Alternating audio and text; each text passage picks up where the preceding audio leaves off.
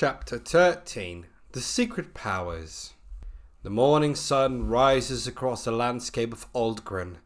Today is a significant day for Zayden, as research of the Purple Stone should be concluded. Just like the previous day, Marquez and Zayden receive breakfast in their shared room. They then make their way to the antechamber. The guard receives word that they may enter. The curtains are opened and the pair walk in. "All rise for Her Excellency the Chancellor and His Excellency the General." Marlene and Ludwig walk in from the back of the chamber through the curtains, and she takes a throne. It is just a regular wooden chair. "Thank you for your timely arrival into this chamber. I summon the head magician to provide results on the research." The magician is summoned by a forever green guard into the room. He has papers under his arms and bows before the leaders of the government. Zayden looks at the gesture and notices this is new compared to yesterday. Like it's a new directive given to follow. It feels like bowing to a princess, queen, or even worse, an empress. "Your Excellency, permission to speak freely on the research?" Marlene nods that the magician is now able to speak. Marquez and Zayden lock eyes briefly and try to hide a form of disapproval on their faces. "The research on the mysterious Purple Stone is concluded. It holds significant magical powers. The quality of the magic in the stone is so powerful that it could wipe out entire villages at distance. That is, if it were to fall in the wrong hands. If used by someone who is incapable of the powers, it might even happen that it blows up in their own face and their huge surroundings. I urge you to find a safe haven where no one can touch this stone.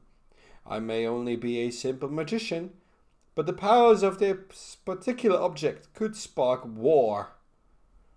Ludwig is shocked by the outcome of the research and secretly looks at Zayden. It's like he's trying to tell him that he'll try to prevent his mother from using it. Zayden acknowledges it with the smallest nod capable.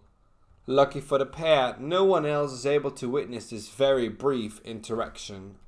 "Grand Magician, you are not simple. You have delivered excellent work with this research. Of course, this object should not fall into the wrong hands.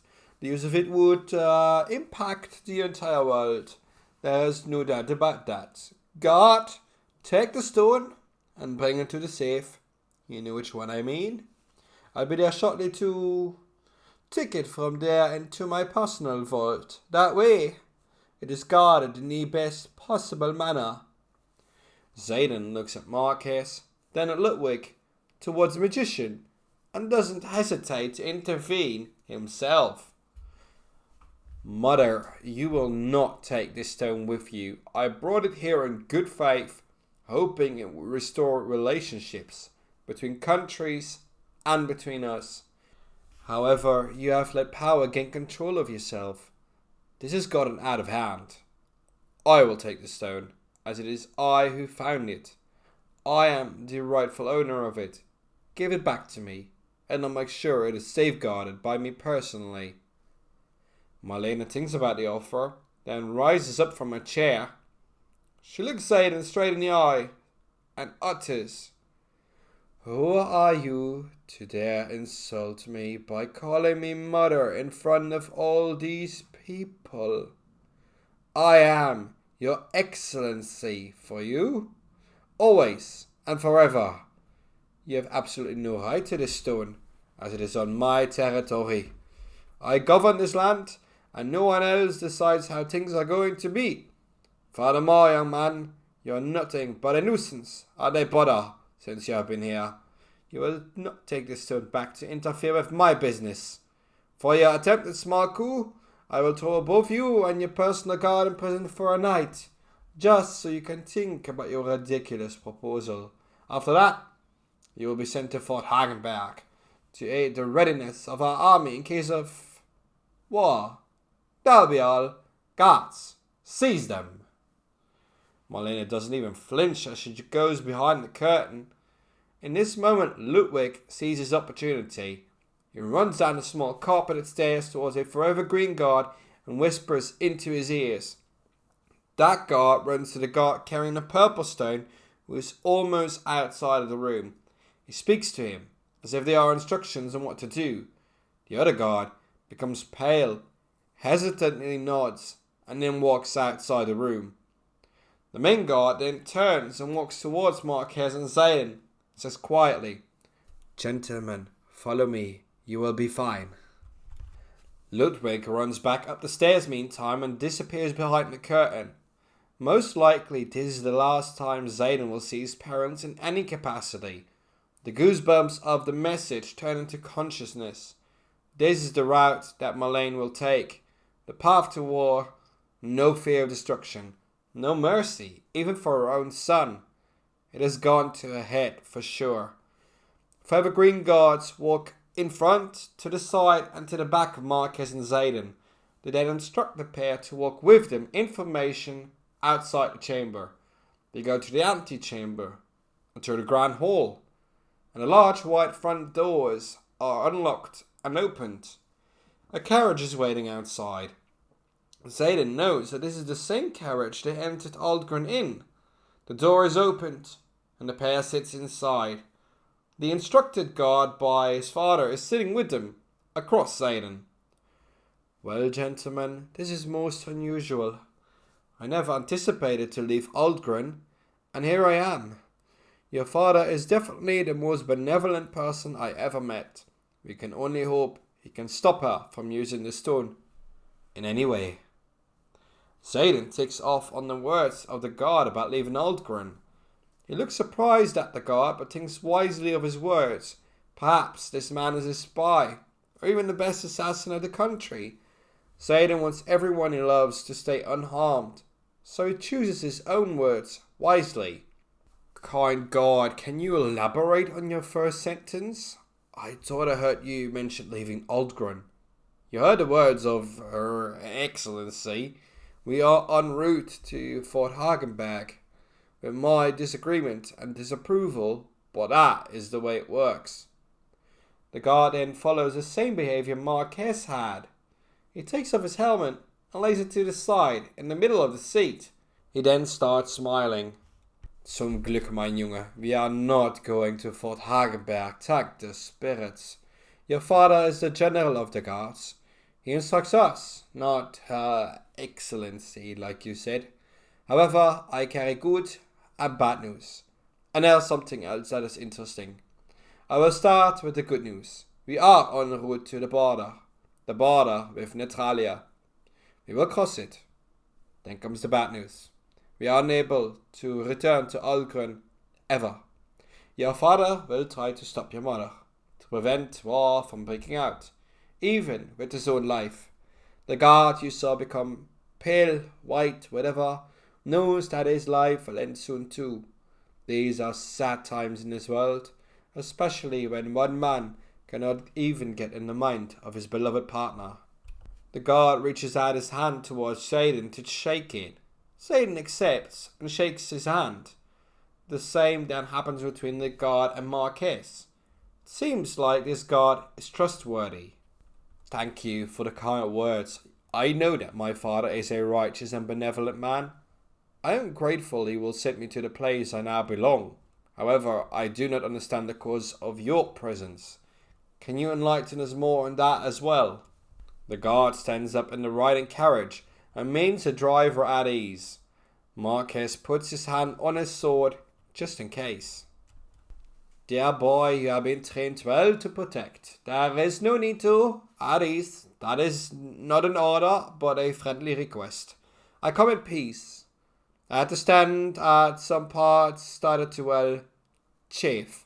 I will sit down now and introduce myself. I am Helmut Grafmann, Chief of Command of the Army of the Republic of Aldgren. Your father's right-hand man, his confidant, and best friend since our teenage years. Only with this title and connection to your father, you remain alive and unharmed. I will speak freely now. Your father's life will end shortly at the hands of your mother. Be forgiving towards her for this evil and heinous act. Since obtaining power as a nation's leader, we have all witnessed her change. It is like she's been taken over by someone or something. Your father has long been unable to change her ways or mind, especially with a new weapon out of reach and sight. She most likely will start this war to achieve her goals, or the goals of that or those she's taken by. Take this and keep it safe. Helmut reaches into his normally sealed pocket. Beyond belief, Zayden's mouth falls open as the hand comes back out. It is the purple stone of the ruins. What? Is the only thing Zayden can say in his first response. My dear boy, here it is. It was a matter of secure planning and a very narrow time frame to execute this. This is your father's last dance with fate and his last act of being loyal to you, his only son. With this action, your mother will find out soon enough by bribe guards that this is an act of treason. For that reason, your father will be executed publicly. Thus, it is his request I accompany you on the quest for long-lasting peace. By my sword, Stephanie, I will protect you until the light of life leaves my body. Take the stone and safeguard it personally. We are nearing the border and my men are instructed to let us pass swiftly. It comes at the stake of their own lives as well. They are committed to your father and our cause. You will be quiet now until we pass the border. After that, you will tell me all about your adventures of the last year, your relationships, and your partner. Your father knew more than you would like to think. He's proud of the man you've become, defiant of traditions and following your own path.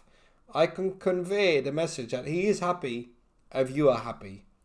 His last words were to say, I love my son and his partner I never met. They seem destined for greatness. Let them both carry the light of love and peace unto both our lands. Almost there now, so take this time to reflect and think on your next steps. Marquez and I will guide you through this journey, as will your partner Jelani and your mutual friends. The carriage rides towards the border. The border guards at the gate open it ahead of time, and the carriage goes through swiftly. The gate closes behind them, and then shouting and yelling occurs. They then hear the sounds of swords and see orange lighting from fire, it seems. The border guards loyal to Father Ludwig clash with the loyalists of Marlene. Minutes pass as swords cling to each other and shouts of pain are heard. It then becomes silent. It seems like the skirmish is over. The gate stays closed at the end of it. This is the point of no return. Word of what happened here will travel back to the capital. This is the potential starting point of the war. How much time is left before Marlene learns the stone has disappeared with her son? Can Zayden cope with the fact that his father made the ultimate sacrifice? What will Jelani do after seeing Zayden again and learning of his story?